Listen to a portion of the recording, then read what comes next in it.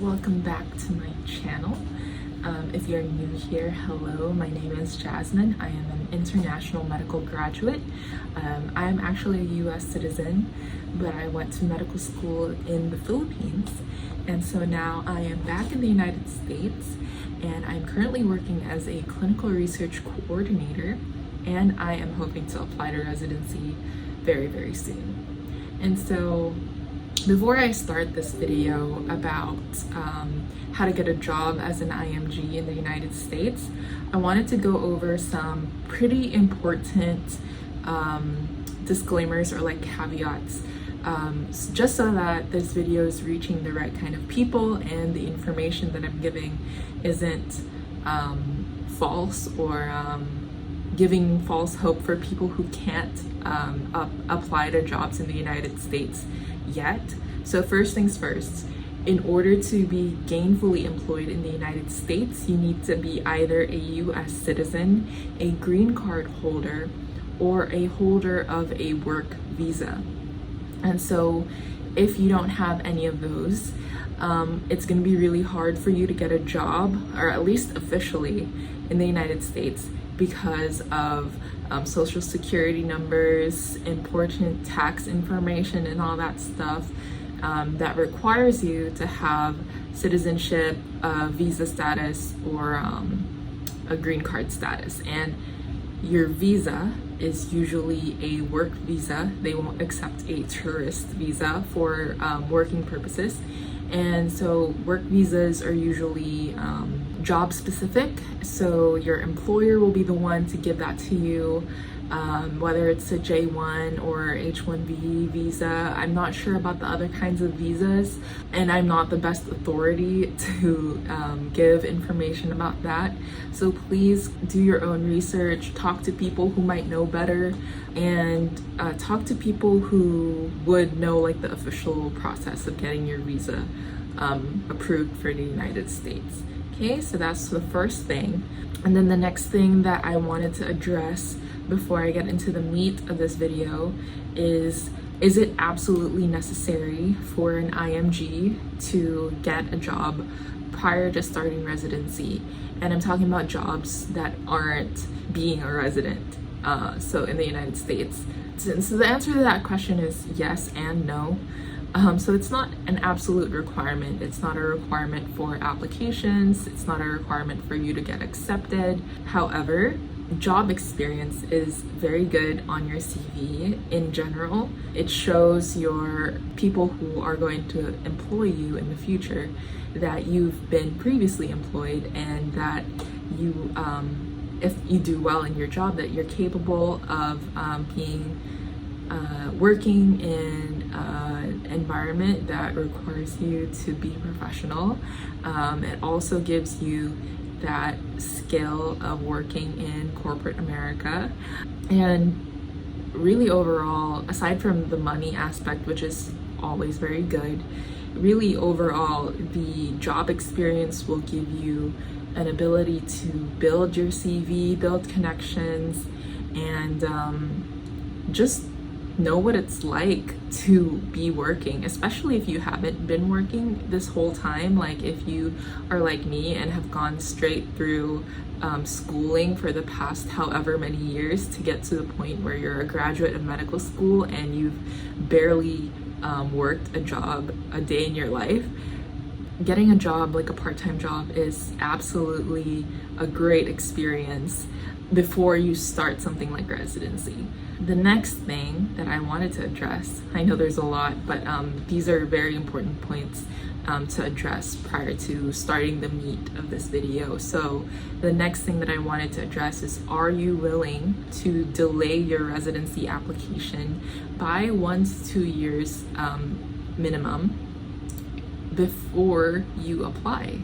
And the reason for delaying your residency application is that if you're gonna go for one of these jobs, especially like something research oriented, in order for you to be able to do anything meaningful, like say you want to get a publication out of it, in order for you to do anything meaningful with that part-time job, you have to stay with it for quite a bit. It doesn't doesn't take a short amount of time in order to get something substantial like that. And so you have to be able to weigh your pros and cons when it comes to deciding whether to delay your application or not. Is your year of graduation very recent or is it very old? Is your application currently very strong or is it very weak and it requires you to have a little bit more of a boost, such as research publications or job experience, in order for you to even get interviews? And so it's a lot of things that you have to think about for yourself. It's definitely not for every single IMG, and so it's something that you have to consider as well, in terms of like your responsibilities to your family, to your dependents if you have dependents, and all of that. So please keep all of that, what I just said, in mind, and then we can now proceed to the meat of this video.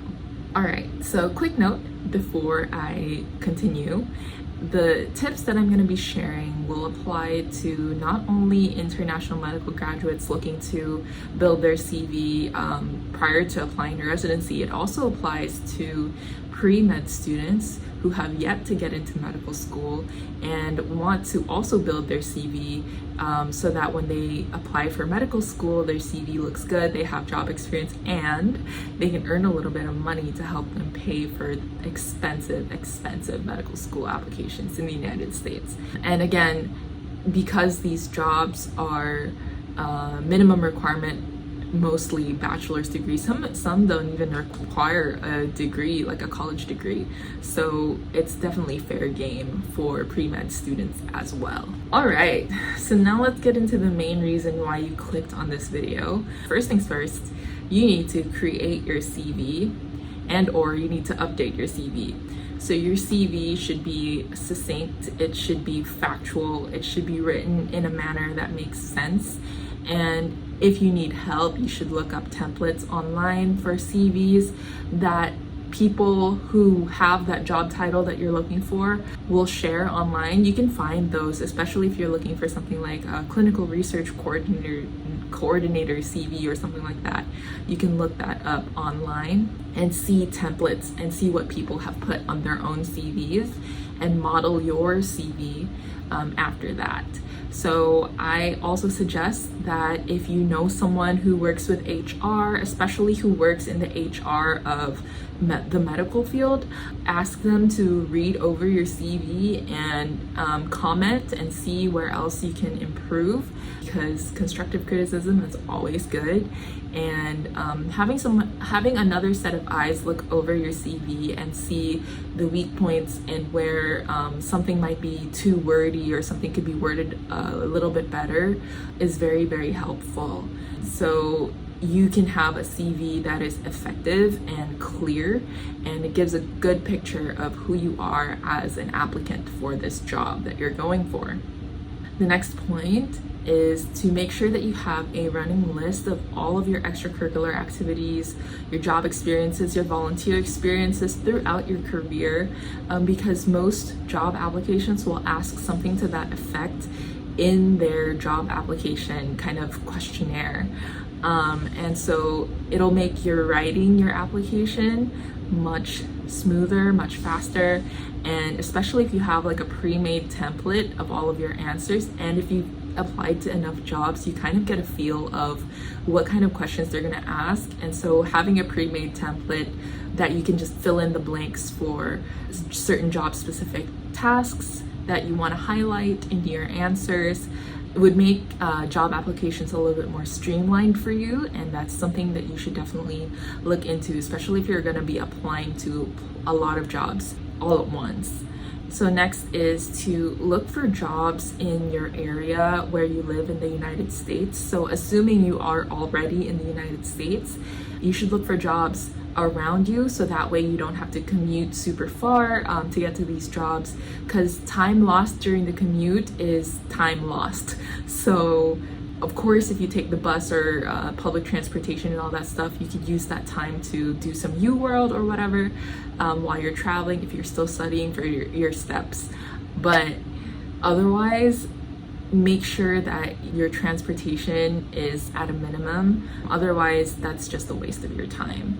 So next is look for jobs in your area that are in line with the work that you're willing to do.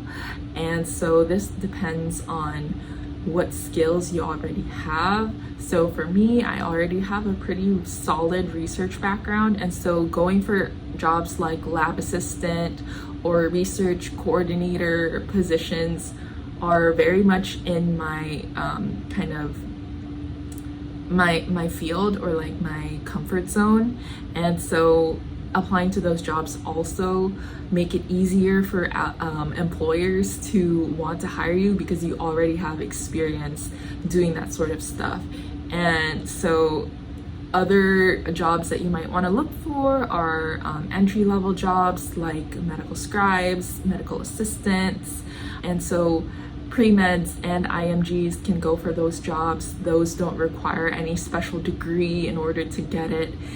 And yeah, basically you just need to prove to them that you have good interpersonal skills, organizational skills, and whatever they advertise in their job listing that they need to do the job. And so to add on to this point, these are the job titles that you would want to look for in your area, and the kind of person that should apply to these jobs. So first is the job that I currently have right now, which is a clinical research coordinator.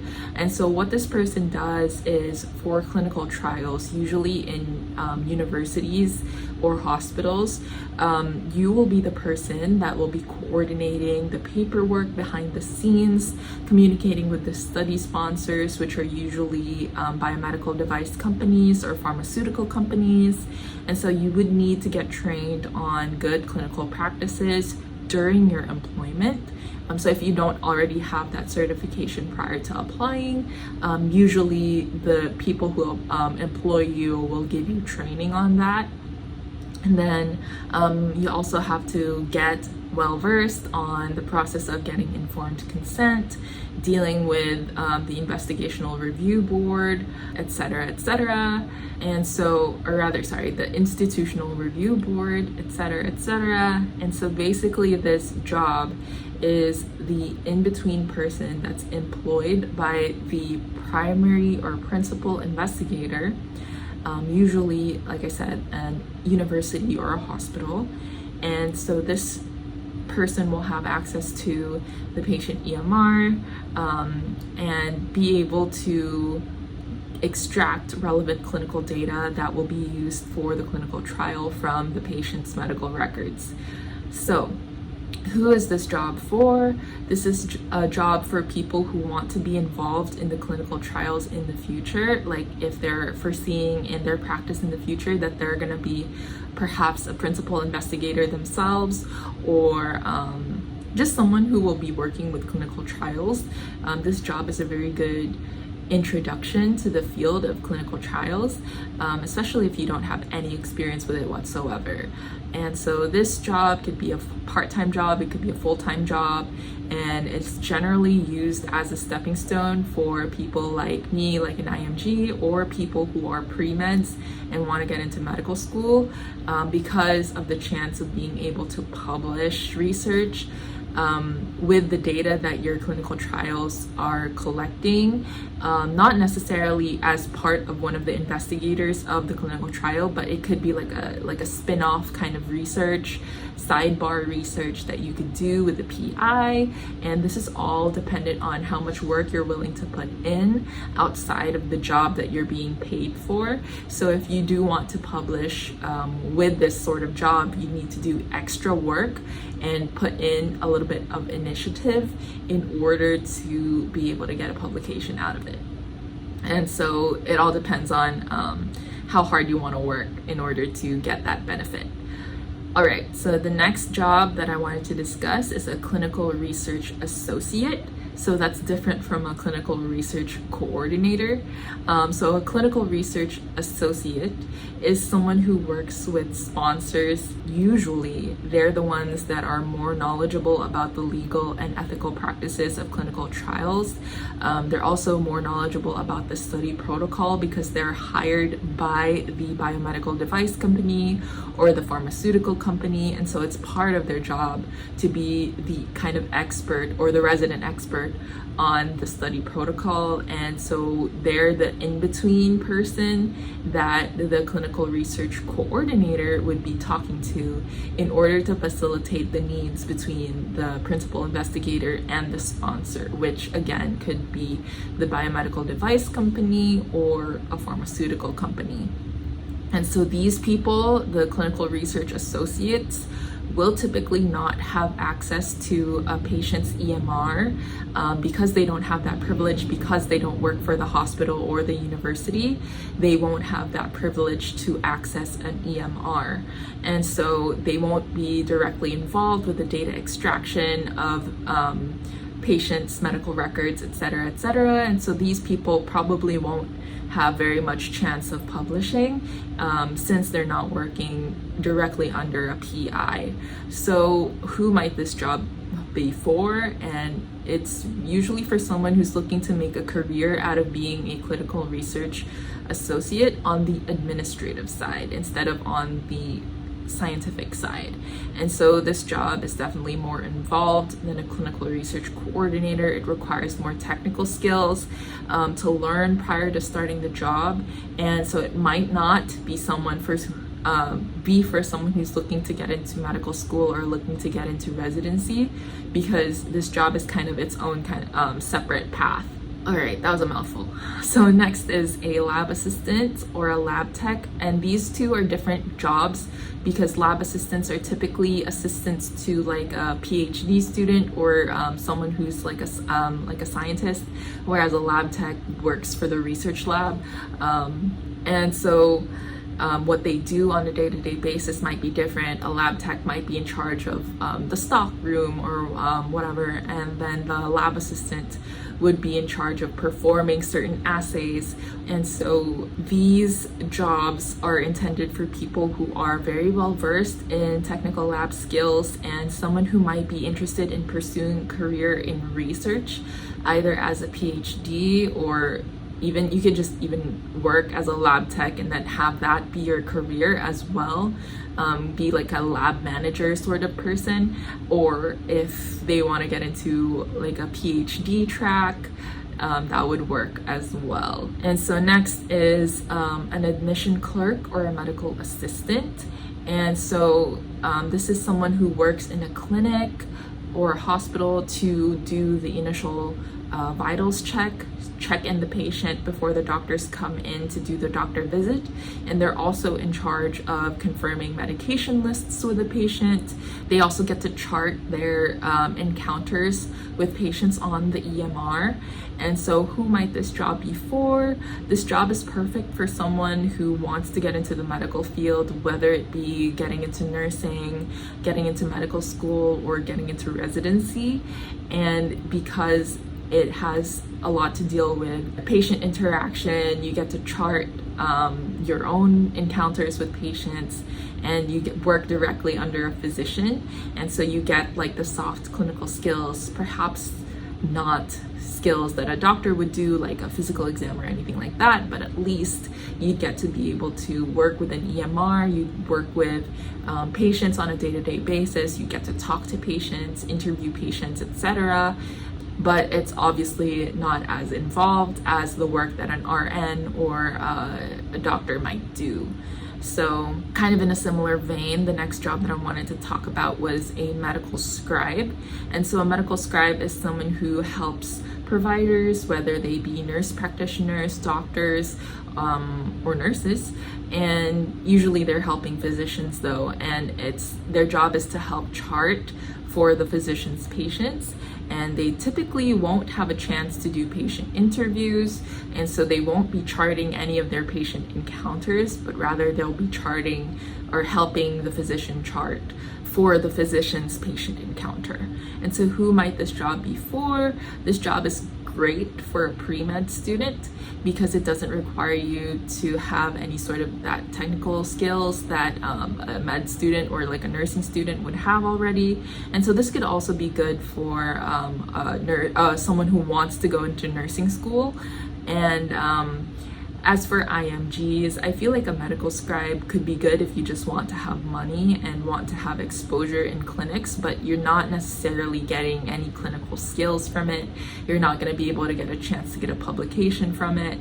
And so if you're wanting to have a medical scribe job and you want it to look really good for your residency or have it give you bonus points like a chance to get a publication or something like that, or a chance to practice your clinical skills, a medical scribe might not be a job for you. And so those are the 5 kind of jobs that I wanted to talk about that IMGs and or pre-med students can definitely do prior to going to residency or prior to going to medical school. And so the next point that I wanted to touch on was what to do if you get rejected from a job application.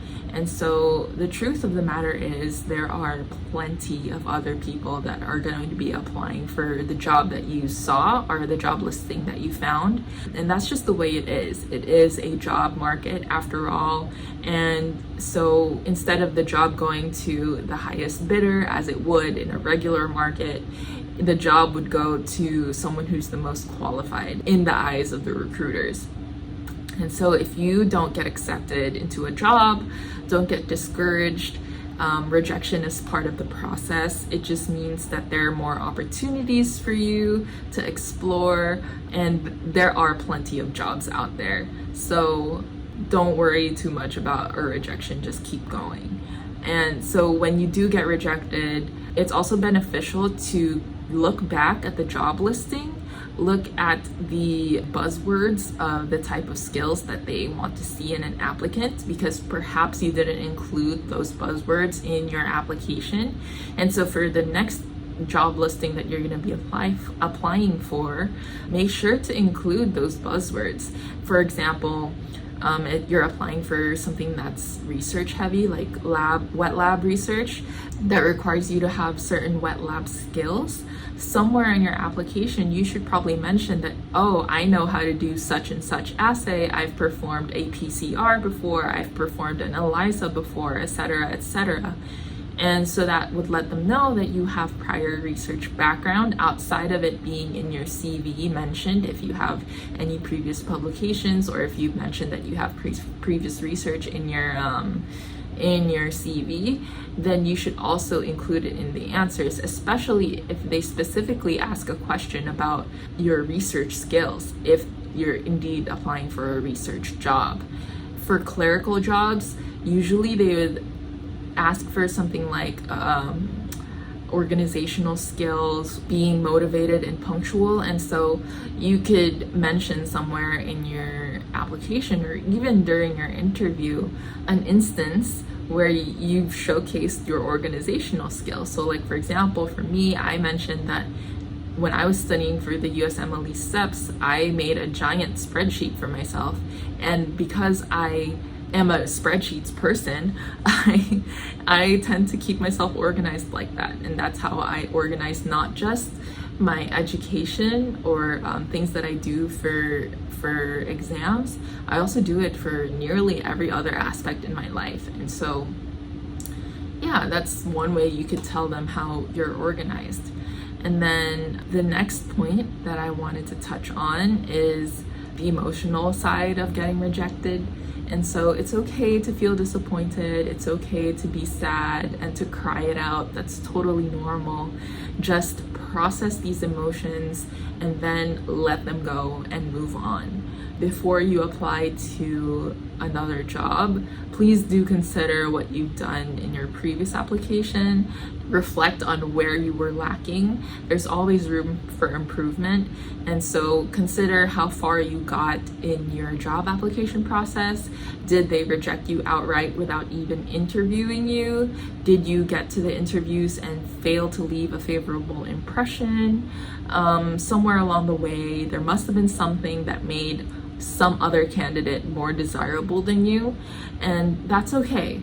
Just consider the following as well. So whether you applied early for the job, sometimes these job listings apply on a rolling basis. So the earlier you apply for the job, the earlier they'll see your application. Hopefully they'll interview you right away, and if they like you, they'll hire you, and they won't even look for anybody else if they've already filled the number of spots that they needed for that job. Please note when these job listings were posted and apply as soon as you can. And then the next thing you should consider is whether you were professional in your communication with everybody in the job hiring process, whether it be the hiring manager, the other employees, the people in the building. If you did a personal interview, an interview in person, were you friendly to the security in the lobby of the building, etc. Take everything as if you're being evaluated, especially when you're applying to the job. And then always be professional in your communication with everyone, whether it be through text, in person, through email. The United States is very much corporate country, and so any forms of communication has to be professional throughout your hiring process as well as when you're already employed. So next is, were you able to communicate effectively during your interview? Because a lot of the times an interview is really just a way for the employers to see how you carry yourself, how you might be like to work with, and sometimes they'll ask you technical questions during the interview to prove that you have the qualifications for the job, but really your resume speaks for itself in terms of your skills and your prior experiences. And so what they want to see in the interview is your genuine personality and if you'll be pleasant to work with. And so I know this is easier said than done, especially for my fellow introverts or those who don't have very good social skills. I know because I'm like that too, and really the important thing is to practice being professional. If your natural personality is someone who's unpleasant, or if you have kind of like an RBF, if you don't know what that is, just Google it. Put on some effort in practicing your soft skills, your customer service personality, or however you want to compartmentalize it in your brain in order to act like someone who the employers want to have in their company. And so, yeah. I think that's pretty much all I wanted to cover. I hope this video was comprehensive and helpful for you. And if you want to see more, please like, subscribe to my channel. And yeah, stay tuned for the next videos. I will see you in the next one. Bye.